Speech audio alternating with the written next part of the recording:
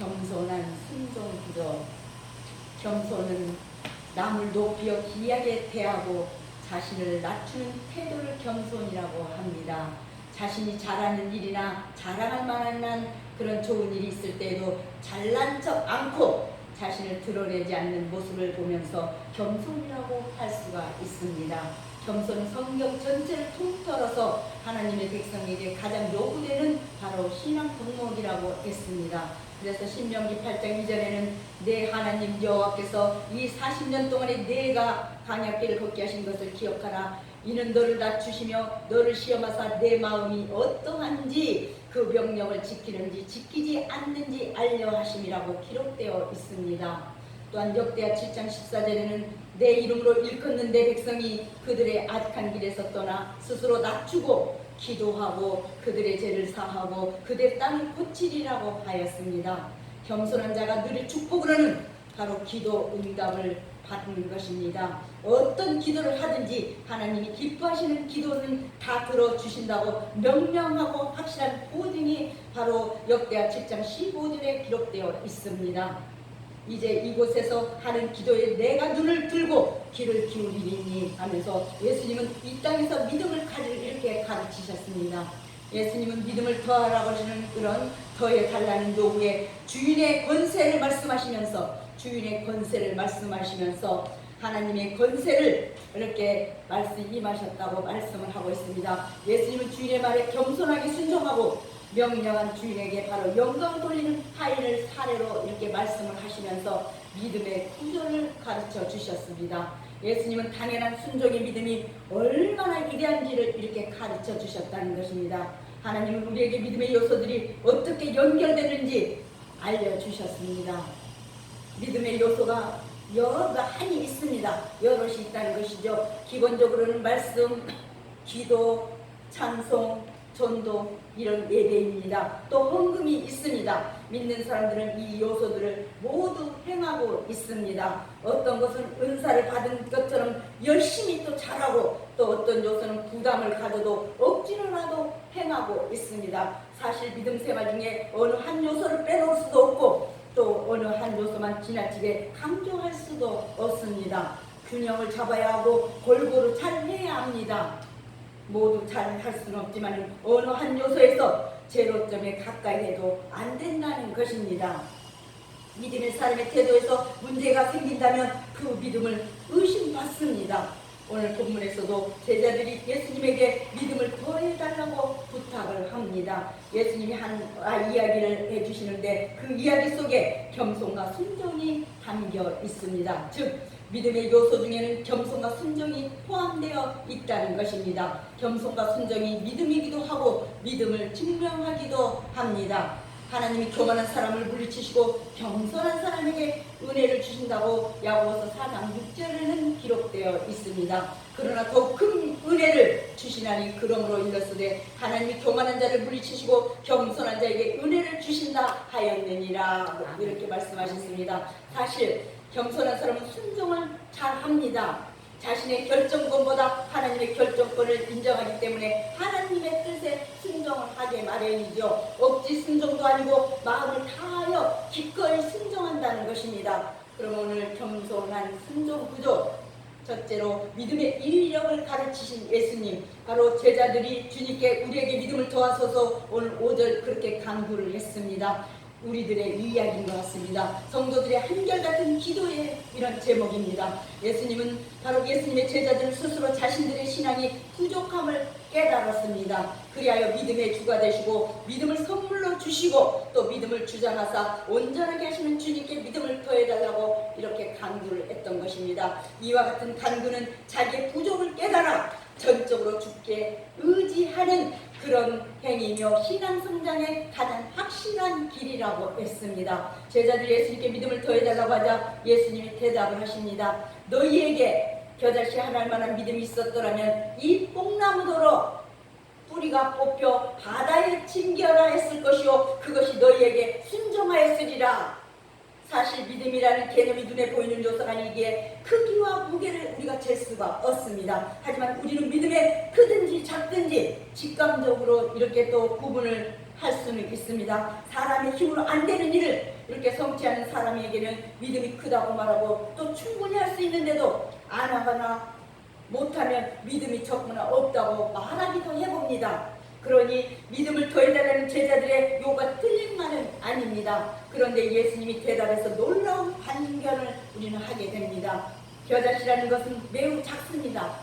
막 참깨 씨만 한다 볼까? 그 정도 반밖에요. 눈에 잘 띄게 할 정도입니다. 그런데 겨자씨만한 그런 믿음이 있어도 놀라운 일을 행한다고 예수님이 말씀을 하십니다. 믿음의 사람이 뽕나무에게 명령하며 뿌리가 뽑혀 바다에 심겨진다는 말씀입니다. 뿌리가 뽑혀서 바다에 심겨진다는 거예요. 세상이 뽕나무가 믿음의 명령에 순종한다니 이건 불가사의한 이런 일이 있는가? 우리 예수님이 과연 불가능한 일을 또 말씀하셨을까요? 그건 아닙니다. 예수님 믿음의 이력을 이렇게 가르치셨습니다.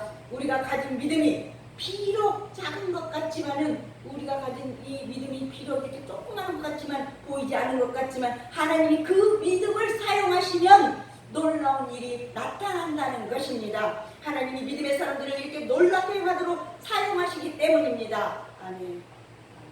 두 번째로 주님의 권세를 말씀하신 예수님, 이렇게 사도들의 관계에 대하여 주님은 직접적인 대답은 하시지 않고 신앙의 성장 원리와 바로 신앙의 이력을 겨자씨에 비유하고 교훈을 해주셨습니다. 겨자씨는 모든 씨 중에 가장 작은 것이지만 큰 나무로 자라난다고 했습니다. 그리하여 겨자씨만한 믿음을 뽕나무대로 뿌리가 뽑혀 바다에 심겨라 하여도 그것이 실현된 이대한 힘을 갖고 있다는 것입니다. 우리는 겸손한 기도자여야 합니다. 인간은 예물을 보지만 하나님께서는 중심을 보시되 우리는 겸손하게 하나님께 기도해야 합니다. 예수님은 믿음의 주인이 누구인지를 분명하게 가르쳐 주셨습니다. 믿음의 주인이 누구입니까? 내가 믿음을 가졌으니 내가 주인이니까 내가 믿음의 주인일까요? 그런 것 같으나 사실은 아닙니다. 믿음의 주인은 우리에게 믿음을 선물로 주신 분이십니다. 믿음은 하나님의 선물이라고 에베소서 2장 8절에 기록되어 있습니다. 그러므로 믿음의 주인은 하나님이십니다. 믿음의 주인인 하나님께서 우리에게 믿음의 가나에 말씀하신다면 우리는 어떻게 해야겠습니까? 당연히 그 말씀을 귀담아 들어야 합니다. 귀를 열어 들어야 합니다. 주인에게는 권세가 있습니다. 어느 것에서 주인은 권세가 있습니다. 주인은 바로 소유를 마음대로 사용할 수가 있습니다. 소유를 낭비하지 않고 적절하고 지혜롭게 사용할 뿐입니다.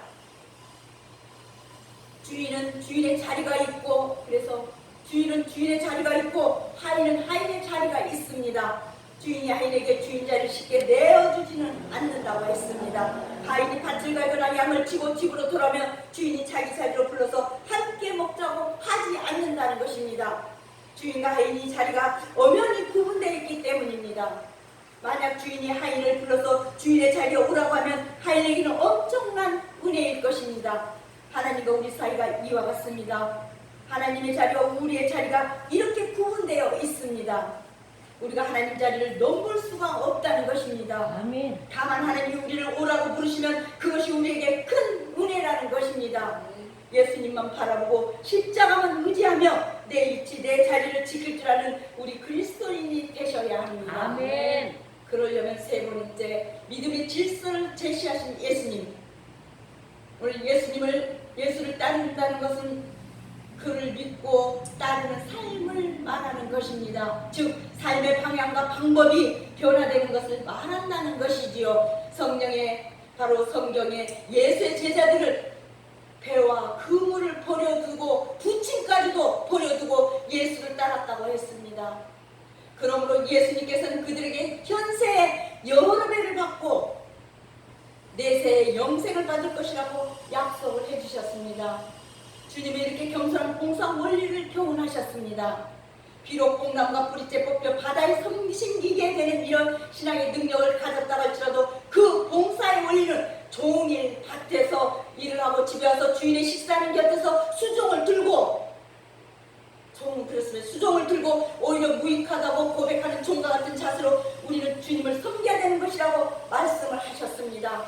주님의 재림이 임박한 이때에 우리도 믿음을 도와소서 라는 간절한 간구로 주신 사명을 감사하게 감당해야 합니다. 아멘. 예수님은 하나님이 우리의 믿음이 주인이시고 바로 우리는 믿음을 선물로 충성으로 하나님께 순종해야 한다고 가르치셨습니다. 그 가르침을 사회 질서를 비유하여서 제자들에게 깨닫게 하신 것입니다. 하인의 일을 하고 이렇게 집으로 돌아왔어도 주인은 먼저 주인의 식사부터 준비하라고 명합니다. 주인이 식사하는 동안 하인은 주인의 수종을 들어야 합니다.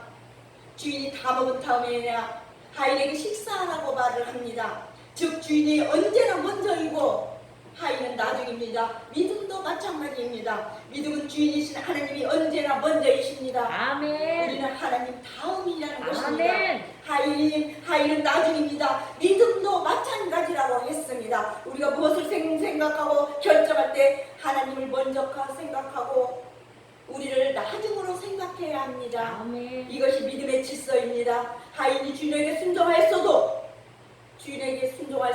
주인은 하인에게 고맙다고 말하지 않습니다.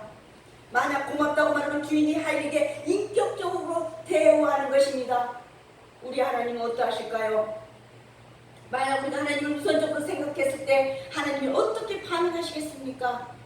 잘했다고 칭찬하실 것입니다.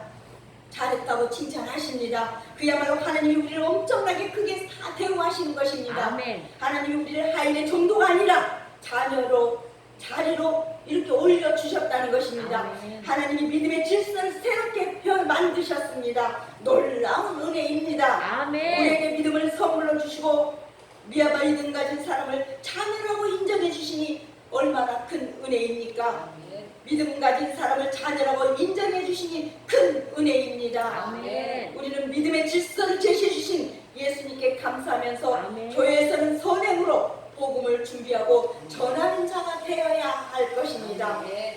그러려면 마지막으로 순종의 믿음을 가르치신 예수님은 사람의 자세를 이렇게 가르치십니다. 믿음을 가진 사람에게 우선권이 누구에게 있는지 무엇을 유념해야 하는지를 분명하게 알려주셨습니다. 믿음의 사람들에게 우선권은 하나님께 있습니다. 우리는 하나님 다음이어야 하고 아멘. 하나님의 명령에 순종해야 합니다. 아멘. 우리가 할 일은 하나님께 영광을 돌리는 일입니다. 아멘. 우리는 의의 사람들의 은혜의 자리로 이렇게 삼아주셨으니 우리가 할 일은 감사와 순종뿐입니다. 아멘. 우리가 순종하였다고 해서 자랑할 것이 있겠습니까? 하인이 주인의 말을 순종하고 주인에게 유세를 떨지 않는다는 것입니다. 내가 교회에서 뭘 했다고 그렇게 잘난 척하면 안 돼요. 그래서 아멘. 누가 하인에게 착하다고 잘했다고 칭찬이라도 하면 하인이 대답합니다. 우리는 무익한 종이라 우리가 해야 할 일을 한 것뿐입니다. 라고 해야 한다는 것입니다. 하인은 자기를 낮추는 겸손까지 보입니다. 사실은 무익한 종이고 그저 주인의 말을 잘 따랐을 뿐이며 마땅히 할 말을 하는 것뿐이니 영광도 칭찬도 모두 주인에게 돌아가야 한다는 말입니다. 사람들은 어떤 일을 성취하면 큰 믿음이고 자기를 낮추는 믿음을 큰 믿음이라고까지는 생각하지 못합니다. 우리 예수님은 자기를 낮추는 겸손과 이렇게 순종의 믿음을 요구하시는 것입니다. 믿음을 더해달라는 제자들의 부탁에 믿음의 본질, 바로 믿음의 질서를 분명하게 알려주셨습니다. 예수님이 바로 이렇게 믿음의 구조, 즉 겸손과 순종의 구조를 우리에게 가르치셨습니다. 하나님께 우선권이 있습니다. 아멘. 우리를 믿고 따라야 합니다. 아멘. 진정한 권세는 그래서 이렇게 땅에 있는 것이 아니고 하늘에 있는 것이니 영원 무궁토록 주님께 우리는 영광을 돌려야 합니다. 아멘. 지금 많이 덥고 또 세상이 너무나 힘들고 이렇게 어려운 가운데서도 예수님을 믿고 겸손하게 순종하며 따라가는 우리 목자교회 우리의 성도들 다 되시기를 주님의 이름으로 축복하며 아멘. 이제 말씀을 맺고 기도하겠습니다. 아멘. 아멘. 하나님 감사합니다. 아멘. 겸손한 마음으로 순종하길 원하시는 우리 아버지 하나님, 이렇게 실패 속에서 믿음으로 승리의 감동 맛보게 하심을 진심으로 감사를 아멘. 드립니다. 아멘. 어려움을 만났을 때 원망과 불평소리를 내었던 저희의 더러운 입술을 정결케 하여 정말 감사와 찬양의 소리가 이제 울려 나오게 하여 주시옵소서. 아멘. 중성생 삶을 살아가도록 성령님이여 도와주시옵소서. 아멘.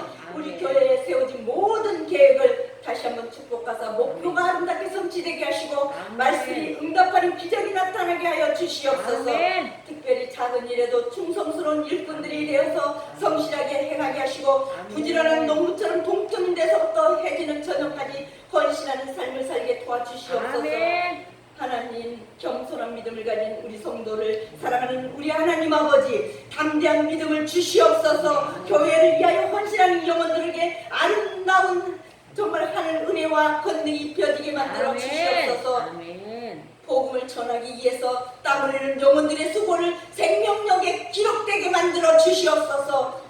이렇게 모든 것이 우리는 나약하지만 하나님 은혜로 채워주기를 간구하며 예수님의 이름으로 감사하며 기도드리옵나이다. 아멘.